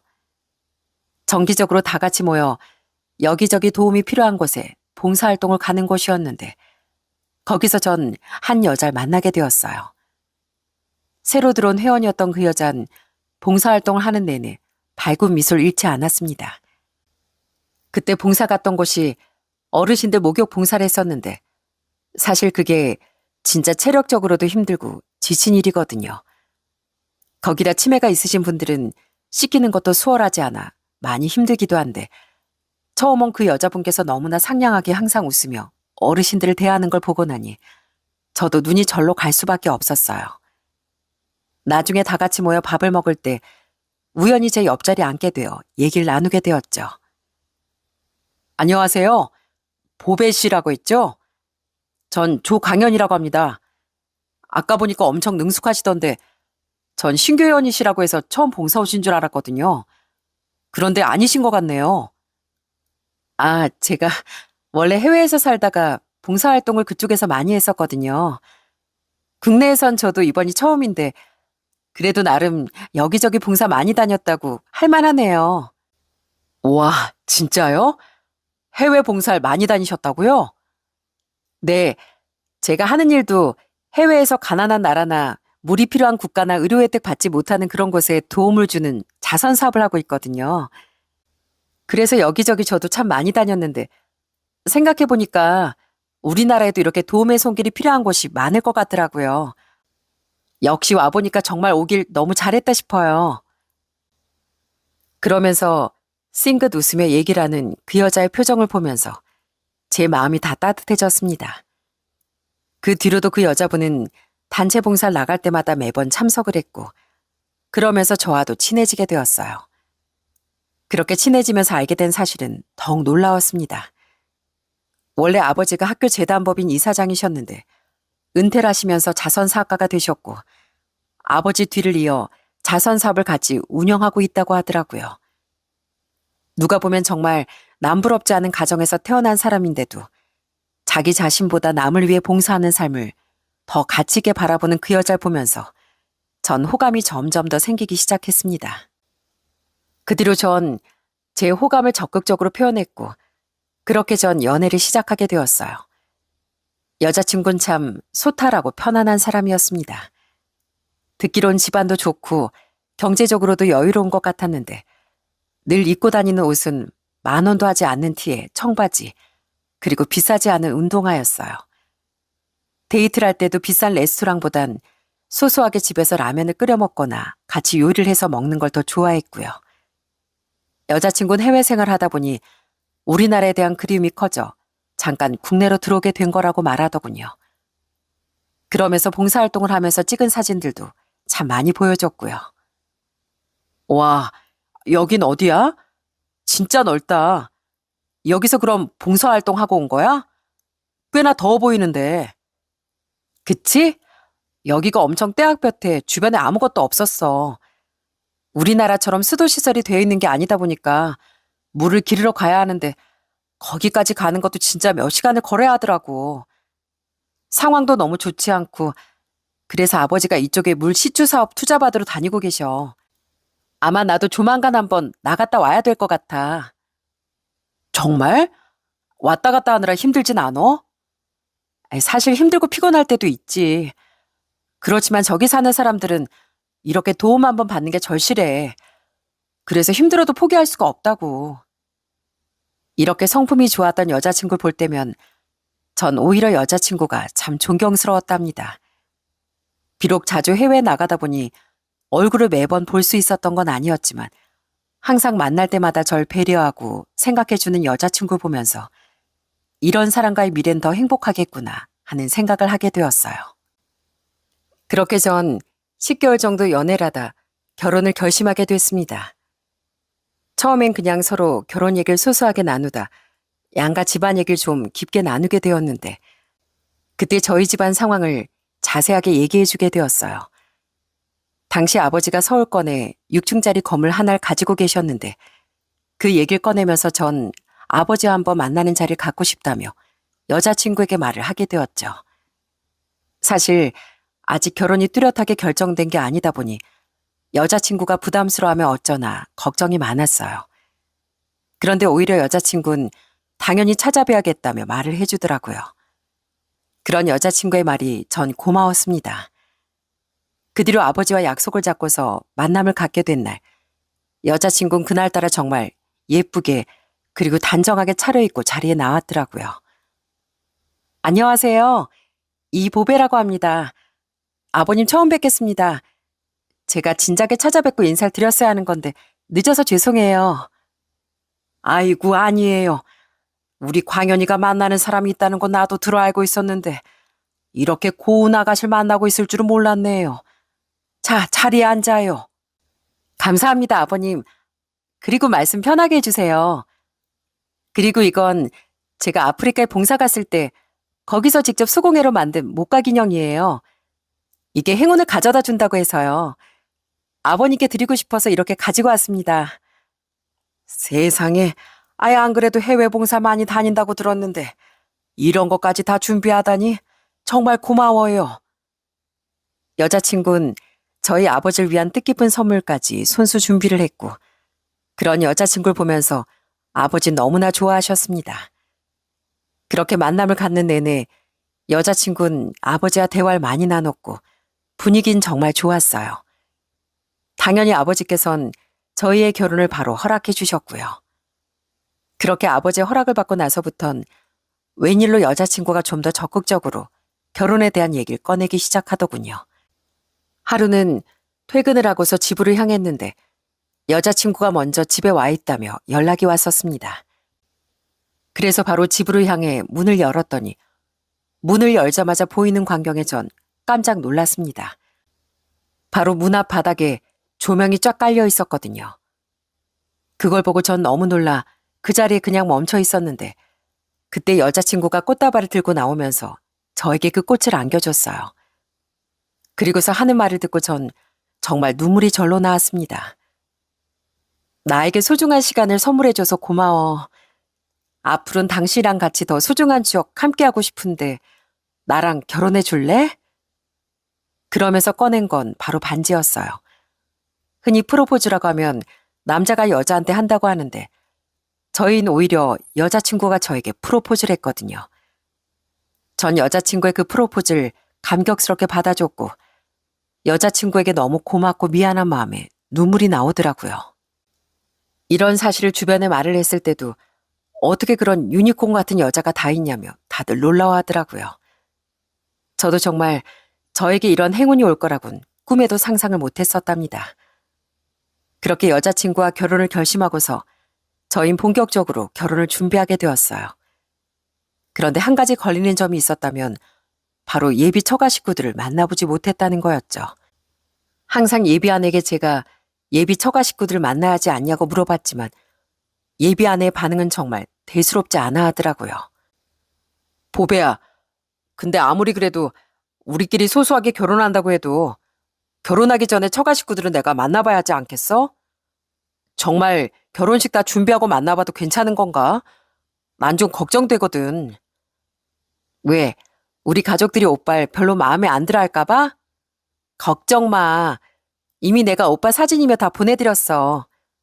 나도 우리 가족들 얼른 보여주고 싶지. 근데 다들 봉사활동 간다고 여기저기 다니느라 연락도 잘 안 되고. 알잖아. 나도 이메일로 겨우 연락 닿는 거. 그건 알지만, 아니면 이번에 너 해외 봉사 나갈 때 내가 같이 갈까? 휴가 좀 끌어다 갔으면 될 것 같긴 한데. 앞으로 결혼 준비하면서 쉬어야 될 때가 많을 텐데. 괜히 그럴 필요 없어. 됐어. 우리 식구들은 걱정하지 마. 다들 내가 선택한 사람이라면 아무도 반대 안 하고 믿을 테니까. 한국까지 오는 게 힘들어서 어쩔 수 없잖아. 그래도 시간 되면 오신다고 하니까 그때 꼭 보자. 예비 처가 식구들을 못 본다는 게 조금 신경 쓰이긴 했지만 그래도 거리가 가까운 게 아니고 더군다나 다들 일 때문에 바쁘니 쉽게 올 수 없다는 걸 이해할 수밖에 없었죠. 그리고 예비 아내를 소개해 줄 사람은 또 있었습니다. 바로 저에겐 엄마나 다름없는 고모였습니다. 고모는 그때까지도 사주 노점을 운영하고 있었는데 그곳에 깜짝 방문을 해 예비 아내를 소개해 주기로 했어요. 그렇게 예비 아내를 드리고서 고모의 사주 노점에 들어가자 고모가 깜짝 놀라며 반겨주시더군요. 어머, 광현아. 아니, 이 시간에 어쩐 일이야. 고모, 내가 또 고모 깜짝 놀래켜주려고 이렇게 왔지. 짜잔, 인사해 고모. 여긴 내 아내가 될 사람. 고모한테 내가 소개해준다고 했잖아. 빨리 보여주고 싶어서 오늘 잠깐 들렀어. 어머, 그래? 안녕하세요. 나 광현이 고모예요. 아, 안녕하세요. 말씀 많이 들었습니다. 이보배라고 합니다. 그렇게 예비 아내가 인사를 하고 고개를 들었는데 그 순간 고모의 표정이 갑자기 싹 굳어지더라고요. 그러다 이내 웃으며 저에게 앉으라고 얘기를 했습니다. 저와 예비 아내는 자리에 앉아 고모와 얘기를 나누려고 했죠. 그런데 고모가 갑자기 다른 얘기는 하지도 않고 예비 아내에게 생년월일을 묻더라고요. 보시다시피 난 이렇게 사람들 사주랑 관상 봐주고 그러는 일을 하고 있어요. 그래도 이왕 여기 온 김에 재미삼아 한번 보고 가는 거 어때요? 그래 고모, 우리 궁합 좀 봐줘. 안 봐도 뻔하겠지만 그래도 이런 거 한번 봐줘야 되는 거잖아. 내 생년월일은 고모 알고 있지? 보배야, 네 생년월일 고모한테 알려줘. 우리 궁합 한번 봐보자. 고모가 한번 잘 봐볼게. 그러면서 고모는 저희의 궁합을 봐주기 시작했습니다. 그런데 원래는 이런 거 보면 고모는 항상 자세하게 얘기를 해줬었는데 그날은 그냥 대충 좋다고만 하고 넘어가더라고요. 그러더니 고모는 예비 아내 얼굴을 빤히 쳐다보기도 했습니다. 그 모습이 좀 이상하긴 했지만 그래도 고모 나름대로 조카 며느리가 들어오니 그러는가 보다 생각을 했었죠. 그렇게 한참을 고모와 같이 있다가 전 예비 아내를 먼저 보내게 되었어요. 며칠 후에 바로 해외 봉사를 하러 또 나가봐야 해서 예비 아내는 출국 준비를 해야 했었거든요. 그렇게 예비 아내를 먼저 보내고서 고모에게 다시 갔더니 고모의 표정이 심상치 않더라고요. 뭔가 골똘히 고민하고 걱정하는 표정이었어요. 저는 고모의 표정을 보고서 걱정돼 물었습니다. 고모, 왜? 뭐 무슨 일 있어? 갑자기 표정이 왜 이렇게 안 좋아? 혹시 우리 오기 전에 무슨 일이 있었던 거야? 아까 우리 궁합 봐달라고 했을 때도 표정이 안 좋고 설명도 많이 안 해줬잖아. 무슨 일 있었어? 광현아, 너 저 여자 어디서 만났다고 했지? 진짜 봉사활동 가는 거 맞니? 봉사 카페에서 만났다 그랬잖아. 근데 그건 왜? 궁합이 그렇게 안 좋아? 그래서 그래? 아니, 궁합이 문제가 아니고 얼굴을 딱 보자마자 고모 느낌이 너무 쎄하더라고. 진짜로 봉사하는 그런 착한 사람이 맞는 거야? 아휴, 왜 그래? 맞다니까 그러네. 내가 사진도 더 확인해봤어. 맞아. 고모는 제가 아무리 얘기를 해도 의심스러운 표정을 거두지 못하셨어요. 전 고모가 왜 저러는지 이해가 되지 않았어요. 분명 그동안 만났던 여자친구는 전혀 나쁜 기색조차 보이지 않았었는데 갑자기 고모가 전혀 다른 얘기를 꺼내기 시작하니 저도 너무나 당황스러웠거든요. 고모, 왜 그래? 뭐가 느낌이 이상한데. 아버지도 보시고선 괜찮은 사람 만난 것 같다며 바로 좋아하시던데. 아니야, 고모가 보기에 뭔가 있어. 내 느낌이 맞다면 쟤 분명 뭔가 있어. 너 정말 아무것도 의심스러운 거 없는 거 맞아? 진짜 아무것도 없었냐고. 조금이라도 이상한 거 없었어? 고모, 아무리 그래도 뭐 사주나 관상이나 이런 거에 이상하게 나왔다고 사람을 다 그렇게 보면 안 되는 거잖아. 그래서 그런 거야? 아니라니까. 광현아, 고모는 아무리 봐도 이건 아닌 것 같다. 그래도 사람 속마음은 모르는 거야. 고모 말 한 번만 믿어봐. 어? 고모 말 딱 한 번만 믿어보라고. 고모가 다른 거 몰라도 사람은 잘 보잖아. 분명히 뭔가가 있어. 분명해.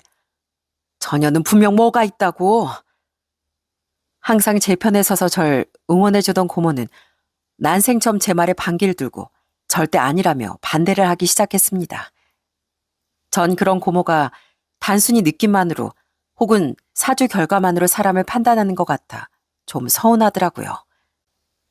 그런데 그로부터 얼마 뒤 예비 아내가 출국하기 며칠 전 같이 집에서 노트북으로 영화를 보다가 예비 아내가 화장실에 간 사이 로그아웃을 하지 않은 메일을 우연히 보게 되었어요.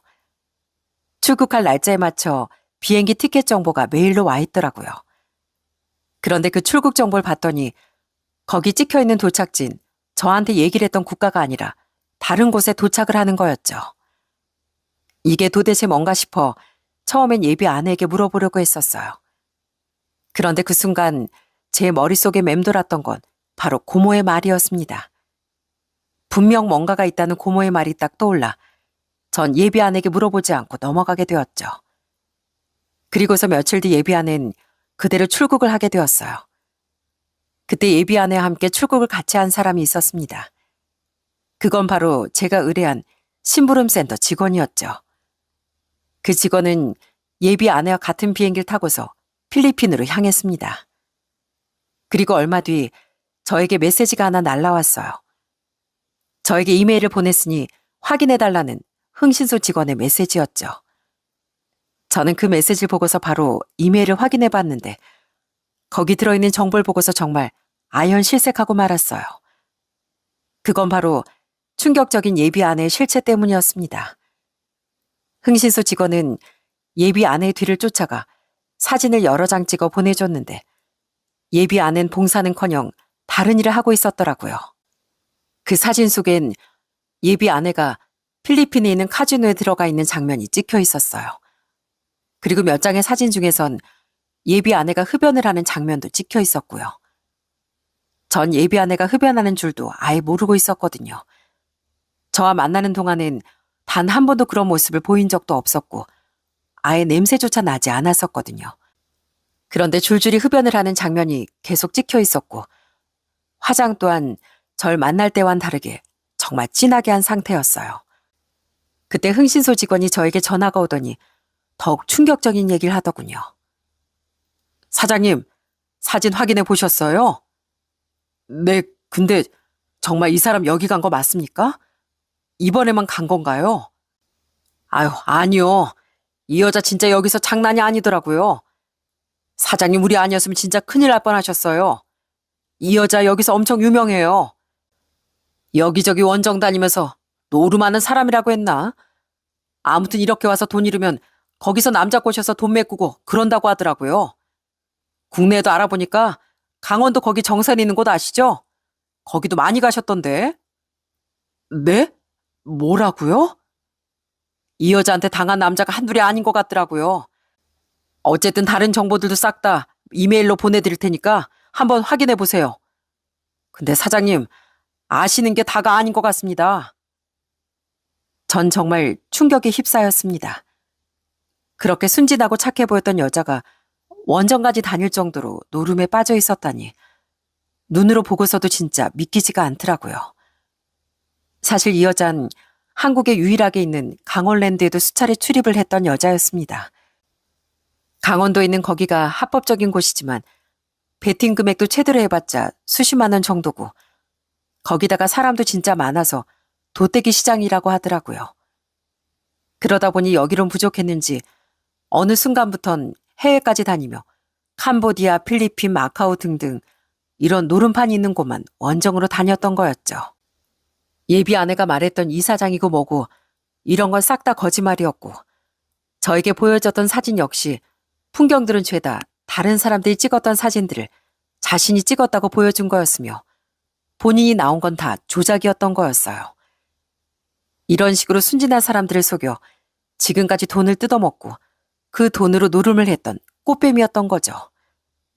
전 너무나 충격적인 소식에 손이 덜덜 떨리고 온몸에 식은땀이 절로 나기 시작했어요.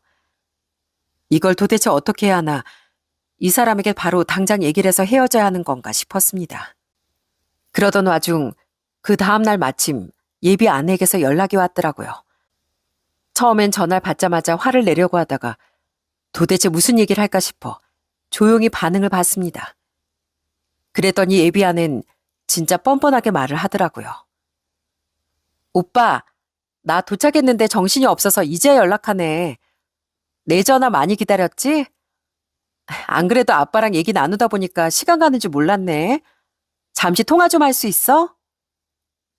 그래. 무슨 일인데?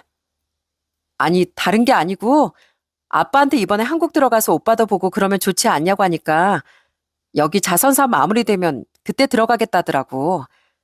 근데 딱 이번에 5천만 원 지원해주기로 했던 기업에서 지원이 좀 늦어진다더라고.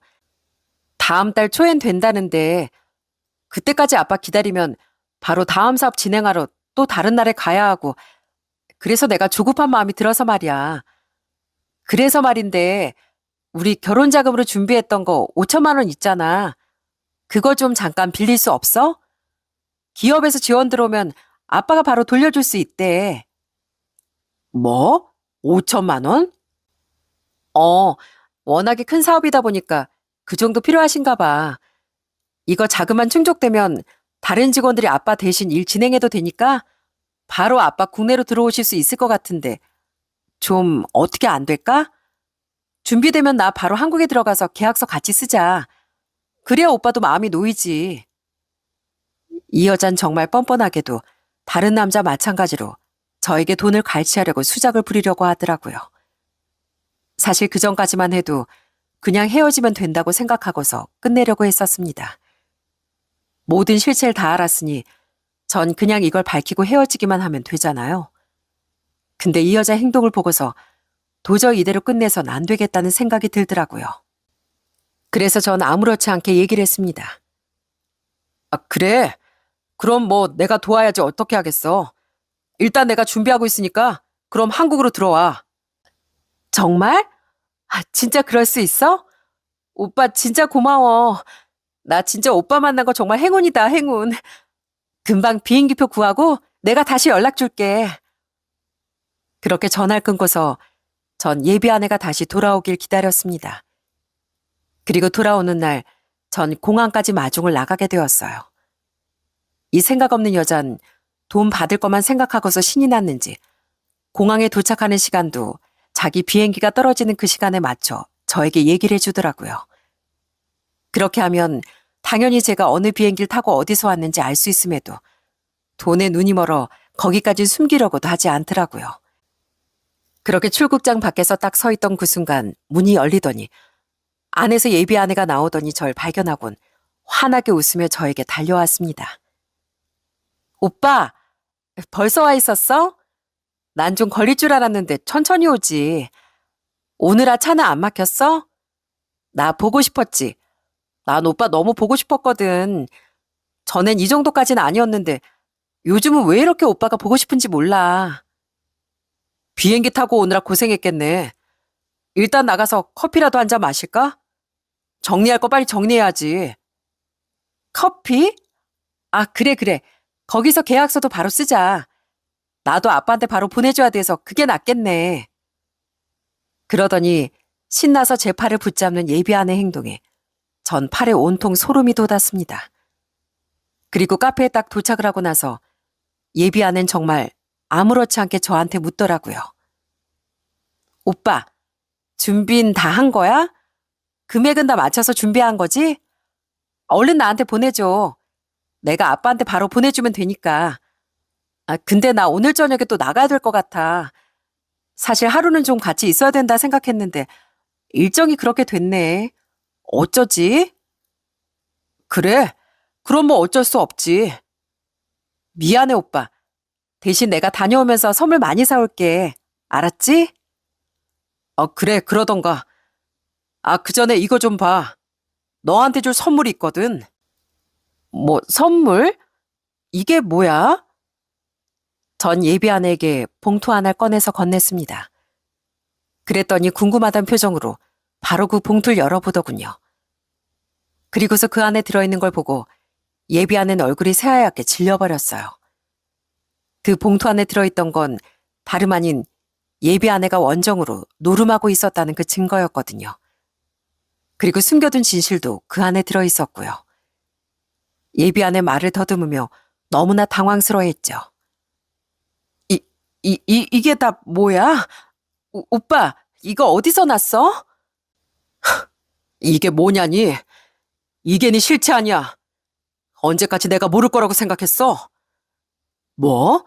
5천만 원 사업? 넌 사업이라는 게 해외에서 노름하는 게 네 사업이야? 봉사? 봉사 같은 소리 하고 앉아있네. 도대체 너 뭐야? 대체 뭐하고 다니는 거냐고? 아니, 오빠, 그게 있잖아.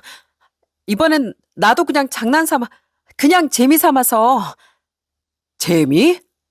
너 다 들켰어. 지금까지 수십 번도 넘게 해외 오고 가면서 이렇게 카지노만 들락거린 거 내가 모를 줄 알아? 이런 식으로 남자한테 돈 다 받아서 그 돈으로 이러고 다닌 거 내가 모를 줄 아냐고. 그게 아니라, 아니, 이건 그 지원하는 그런 사업가들한테 접대하느라고. 와, 이게 끝까지 거짓말이네. 야, 넌 이 사진을 보고도 그렇게 발뺌하냐? 네가 양심이 있어? 니네 부모 해외에 있다며. 근데 멀쩡히 한국에 살고 계시더라. 시골에서 농사 지으면서 자기 딸은 해외에서 일하러 갔다고 알고 계시던데. 그러자 예비 아내는 소스라치게 놀라더군요. 네, 예비 처가 역시 모든 게 다 거짓말이었어요.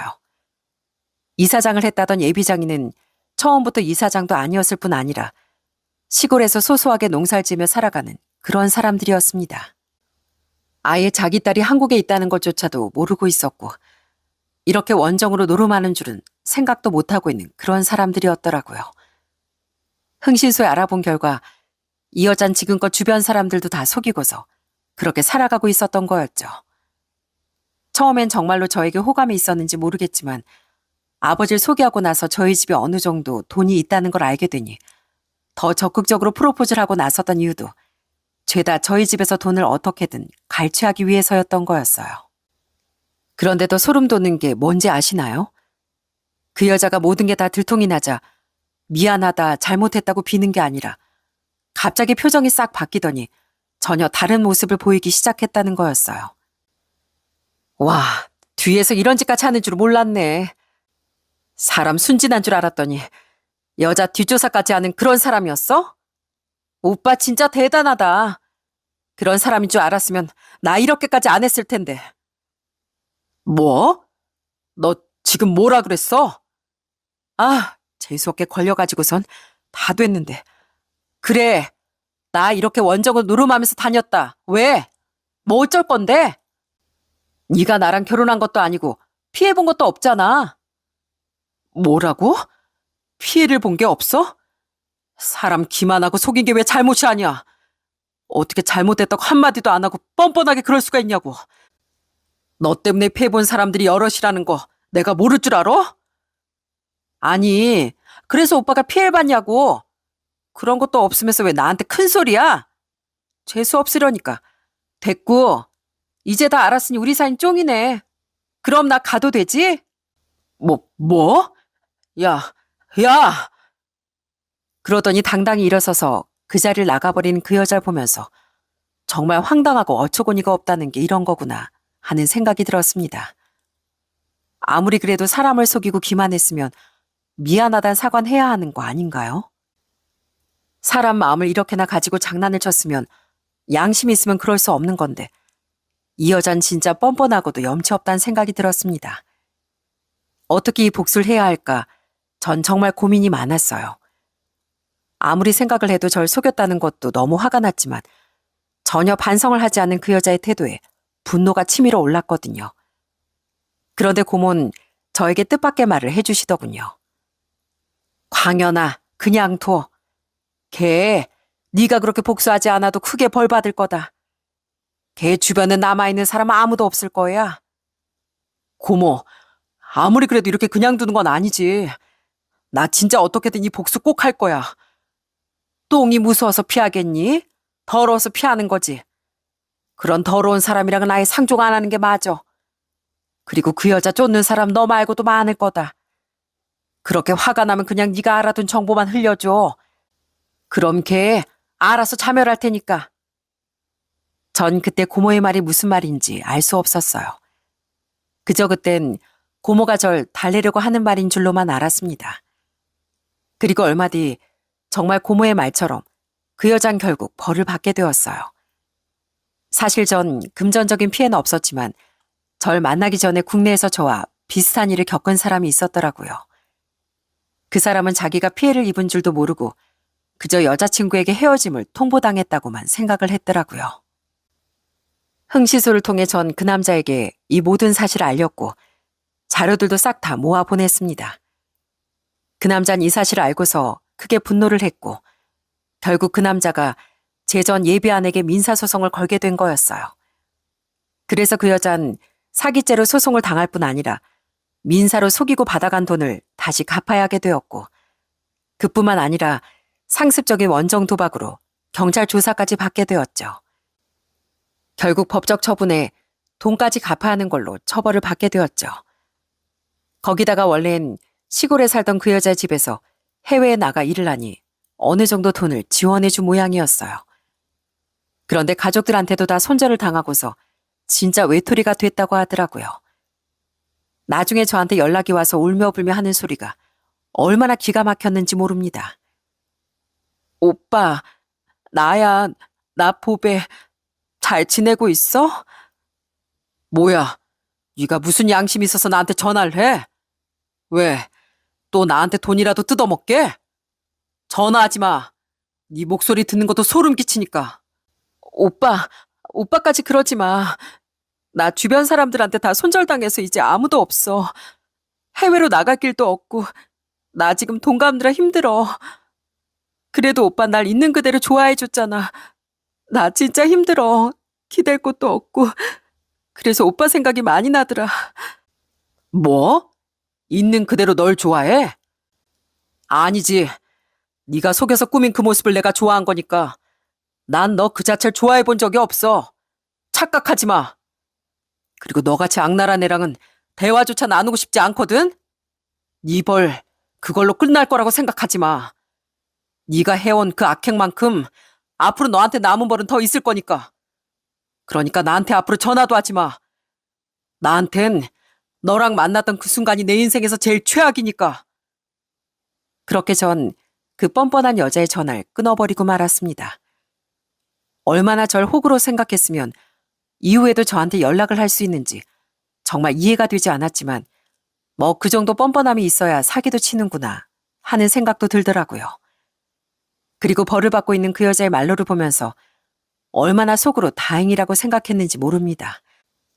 아무것도 모르고 그대로 결혼했다면 전 5천만 원이 아니라 집 재산도 그 여자의 혓바닥에 속아 날렸을지도 모를 일이잖아요. 그러니 얼마나 다행스러운 일이랍니까? 이 위기에서 벗어날 수 있었던 건 다 고모 덕분이었죠. 그래서 전 바로 고모를 만나 감사 인사를 했습니다. 고모, 나 진짜 큰일 날 뻔했어. 고모 아니었으면 나 진짜 그 사기꾼이랑 결혼해서 내 인생 망칠 뻔했어. 정말 고마워. 고모 덕분에 나 살았어. 아유, 아니야. 다행이지 뭐야. 네가 나한테 데리고 안 왔으면 진짜 어쩔 뻔했니? 딱 보자마자 느낌이 쎄한 게 이상하더라고. 너한테 사실대로 말을 해야 하나 말아야 하나 고민 많이 했는데 말하길 정말 잘한 것 같다. 다행이다. 다행이야. 고모, 진짜 고모 내 생명의 은인이야. 나 평생 고모한테 진짜 잘할게. 정말 잘할게. 그 뒤로 전 정말 고모에게 전보다 더 잘하고 있답니다. 평생 믿고 사랑할 수 있을 것 같았던 사람이었지만 정말 사람 속은 모르는 거더군요. 한동안은 저도 사람을 믿지 못해 한 1년 동안은 주변 사람들도 잘 만나지 않고 밖으로도 잘 나가지 못했었어요. 지금이야 이렇게 글도 쓰게 됐지만 솔직히 충격이 상당해서 극복하기까진 좀 시간이 걸렸답니다. 그렇지만 고모 아버지께서 옆에서 많이 응원도 해주시고 지원을 해주신 덕분에 심리치료도 받고 지금은 그 마음도 잘 극복해서 잘 지내고 있어요.